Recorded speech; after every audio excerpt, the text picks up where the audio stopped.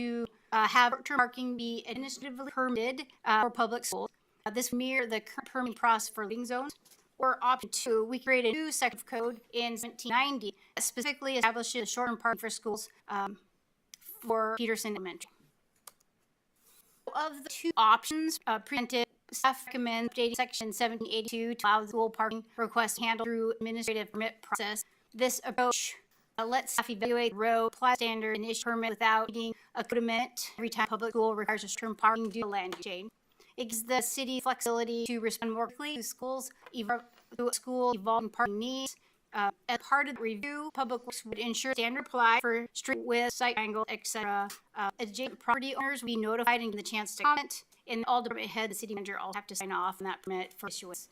If the permit is denied for some reason by the city staff, then the applicant still retains the right to appeal that to council. So there is an appeal process with that. So code language very simply updated, and really it clarifies that schools are included in the loading review section, and it does add and allow it for the short-term parking for school districts. This update was reviewed by John Apple, our city attorney, and she was fine with this language. Maybe take a little, we can all come back, but I'll review the second option. So the second option, if council were to elect to update the code 1790, it would be an addition similar to section D. And this is what was approved when we did the short-term parking for Hedges North Avenue East. So just added it to the code here. The parking change would reflect Peterson School's request for 1 hour parking from 7 a.m. to 4 p.m. during school hours. Again, it's mirrored what we did for Hedges, and we would just implement what requests from Peterson School for those. Tonight, we are really looking for action from council. One, we're hoping to get concurrence with parking requests for Peterson Elementary. And if council is in concurrence with that, what direction of code would like us to update 1782 or 1790, and then we would move forward with code option and recommendation to the next council meeting. Tonight with us is Shay Lacasse. She is the principal for Peterson School, and she will be able to answer any questions council might have of the rest. And that concludes the presentation. I'm happy to answer questions. On 1782, if we end that, can we then strike that language 1790? Right? So it's, we don't necessarily need to have. Oh, I didn't add the E part. So E would not be added. Got it, okay. Yes, no, that was just an example. If we were to update 1790, we would have to add in section E. Got it. Because it's a little bit different time request for Peterson's Hedges. Got it. What's Hedges time request? Hedges was from 8-4. Oh, no, Hedges was 6. Sorry. So each school has a little bit different requests. And so it's kind of, we're just changing it depending on who is maybe in charge of the school at the time too. So it's much simpler if we just administratively put it on the request. Well, I'm for growing government. Thank you. Susie, was there a specific reason why we approved, or it was approved 1790 for Hedges versus the other one? You know, we had a different city attorney at the time, and his approach was to update 1790, and the city attorney recommended updating 1782. Okay, thank you. Thank you, Your Honor. Is there a reason why in the wording specifically this public school, is there a reason I couldn't public or private? I'm thinking someplace like St. Matt's, that might have the same issue. In my mind, just thinking St. Matt's was a public school. It wasn't Quite. Not right. So we could have a language that could schools. That would be more appropriate, or something that could accommodate that, so I could think that language better. Thank you. Yep. No, it wasn't to exclude any school. It wasn't to. Yeah. No, thank you for that. Appreciate that. Thank you. Thank you. Just saying that in the past 2 sessions, there's some push to eliminate off-street parking in things. How would that impact that came to the next session? No off-street parking requirement. It's not an off-street parking requirement, so apply in this situation. Okay. This is more if they're parking on street. Okay. Yeah. Sorry, Helen, tell us we did. Well, that's Turn on the road. Go ahead, Mr. Dowd. Can you back to the previous slide? Yeah, right there. So, even with change, we would still need to list every place that was applied, correct? So, the number 1 on the bottom would be number 2, the one for Hedges. Is that correct? No, we would currently now the current code D1 is adopted. We would update the code to include E and 1. Another school would be F1. Could be F1. It just there was a time request for parking. Is there a reason that you can't standardize the time so it's not something you have to adjust every single time for every school? Then 1782 would. 1782 allows us to permit that process, and it just is enforceable. It just allows to permit, and then we would make it so it meets needs of the school that's making a request. Is it the non-administrative changes, correct? So administrative and Is it administrative? If it's permit process, it'd be administrative. Okay, both of the administrative changes, different processes. No.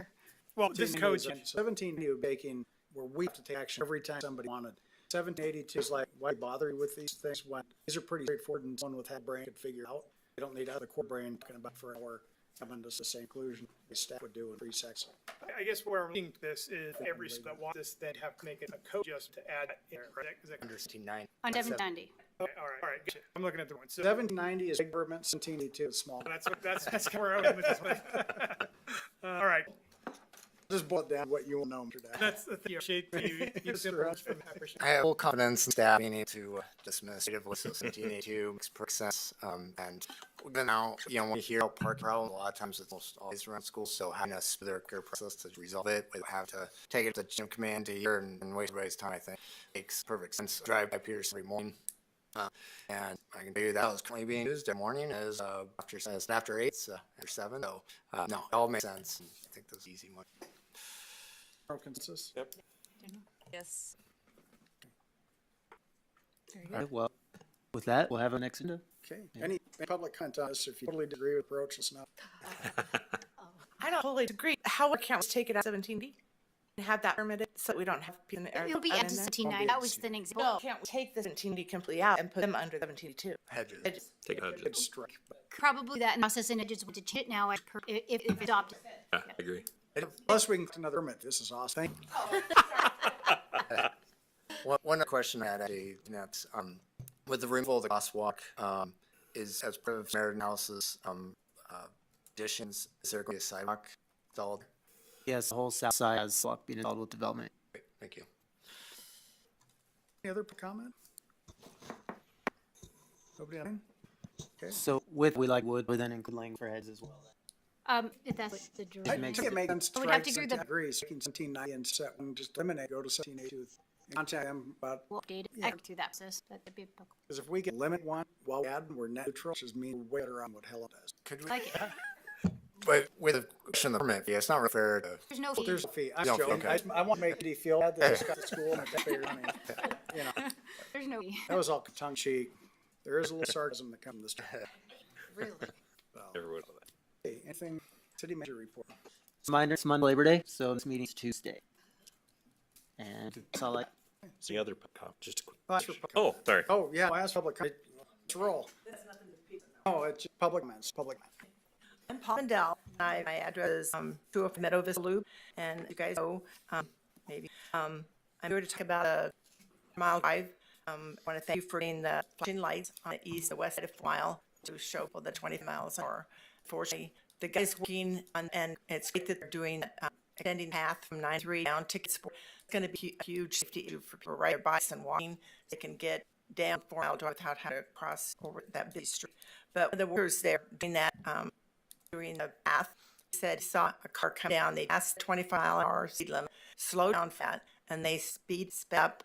They took air at the bottom of the hit something in the road that caused the vehicle to take air. And he said, it's crazy how fast the cars are going. Even with all the construction people, you're not on the road, they're on the side of the road. And so it's really not, unfortunately, the flashing lights not slow people down. They slow down for flashing both on the east and the west side, and then speed up. I can't figure it out. But we did keep the city engineer did do another study, a feedback study for the quantity of cars and speed limit. I haven't heard back from him yet on what came to me, but I'll keep in touch with him. We did have a POC with the Meadows study, and I had 4 new homeowners don't even live on 4 Mile complain about the speed, and they don't live on the units that are 4 Mile. So everybody's really noticing that the speed is not happening. We're still asking for, because it's a safety issue now, more so than ever, with it's not slowing down. We really do want to promote us collectively getting a tabletop in there. And is anybody aware? I'll ask the city engineer Keith. He's seeing that more funding is being made available to us, but we really want to ask you guys help making that happen. Thank you for your time. Thank you. Okay, any other comment? Anything from council? Ms. Dowd? Thank you, Your Honor. I'm, in the meantime, taking a little of a smart approach to speed problem 4 mile, and I'm anywhere near. I purposely drive on at 20 miles an hour in my big truck, just to make sure that everybody knows that place for children cross. The other thing I wanted to talk about is disclosure to council that some concerns of the Ward 4 asked me to go talk to them this last week about a proposed development going in a little county section there along Bluestone. And did meet them. I didn't learn anything from that meeting that was already brought up in the planning commission meeting. But if you hear anything that is new or unique, we'll pass that on to council. That's it, Mr. Dowd. Anything else, Ms. Donnelly? Thank you, Your Honor. I know it came up at one point in our discussions as we were starting to go this new city manager review, and there is one area that I'd like to bring up for a future discussion, and that is the city manager living in the city limits and maybe changing that. I know that Country Falls has changed their requirement of that. I know we've changed it for, I think, the police chief, fire chief, we changed that. I'd just like to just have that discussion so that as going through the process for the new city manager, whoever it may be, that they're going to know what it'll be. Eliminated required to live with the city We limits. pay them to work here, but you have to live. Yeah. Pay our taxes. So you like a elected official to help from county. Love it. Mr. Donnelly, I'll move the king, maybe I will be mayor. Just an address would be So so. police chief and the fire chief? It's, they live each town with would us? have to, so. There's just your executive. Okay. Be an interesting discussion. Yeah. About city council. Go, Mr. Hunter. Yes, can't put on this that over time city council I've been given time to say about part communication, quasi judicial decisions, and I feel been a double standard, and others have admitted to that, and there's been no comment, nothing. And so that would be a part of communication. I understand, happen sometimes, but I was asked to accuse myself from incident when I had made a mistake. I asked for not having double standards. It's noted. I think is what Mr. Dowd brought up, but any, Before bringing things up, I know we visited this in the past, but I was at Peaks Friday night about 8:30. Place was packed. Everyone was eating outside. I was with friends probably this far away. We had to scream at each other to be heard over the cars racing by, not going 20 miles an hour. I just think we need to visit sometime to put it into the cruise. But probably kicked out and shot at or whatever. But it was obnoxious. And everybody's sitting outside. The place was really crowded. And they were all yelling at each other because couldn't be heard with the vehicles. So that's all. Thank no, you. and it boils down to what happens when having federal highway run as your main street. We're told that we have somewhere and make a knife. That's but Yes. I get it. I get it. Thank you. Ms. Gabriel? I don't think I have. Have any?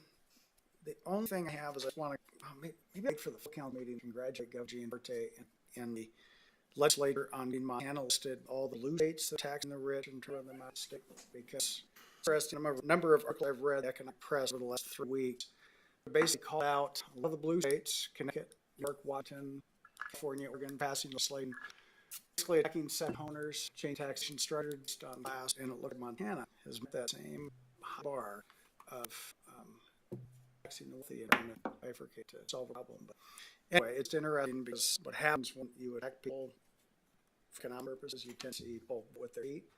And it'll be interesting to see if we see people moving out of the state, what that does to the price of real estate. But I imagine the price would come on those multi-million-dollar homes, and they were only or multi-million-dollar home at that point. So anyway, it's interesting watching the legislature is embracing different ideologies that you never thought you'd see.